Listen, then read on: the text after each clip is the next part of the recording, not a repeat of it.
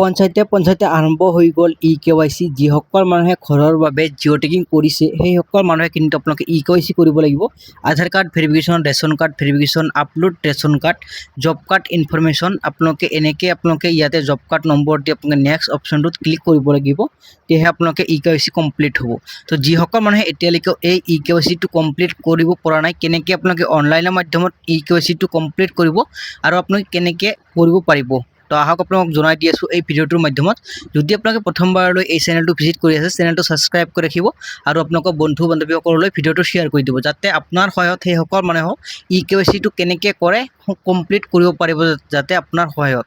তো বহুত মানে কিন্তু এতিয়ালৈকে KYC টো কমপ্লিট কৰিব পৰা নাই। মোক কিন্তু বহুত কেইটা ভিডিঅ'ত মানে কমেণ্ট কৰি সুধি আছিল যে আপোনালোকে KYC টো আছে, এই KYC টো কেনেকৈ কৰিব পাৰিম আৰু এপটোৰ নাম কি। তো আপোনালোকে এপটো নাম ক'লে আপোনালোকে কিন্তু KYC কৰিব নোৱাৰিব। কেনেকৈ কৰিব পাৰিব মই আপোনাক জনাই দি আছোঁ।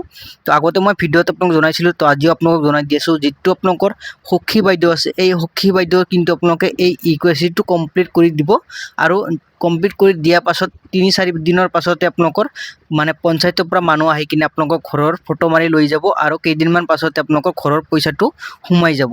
তো আশা কৰিছোঁ আপোনালোকে সকলোৱে বুজিবলৈ পাৰিছে। বহুত মানে কমেণ্ট কৰি আছিল, সেইকাৰণে মই ভাবিলোঁ যে আপোনালোকক এনেকৈ বুজাই দিলে আপোনালোকে নিশ্চয় বুজিবলৈ পাৰিব। তো আপোনালোকে কিন্তু নিজে এই KYC টো কমপ্লিট কৰিব নোৱাৰিব।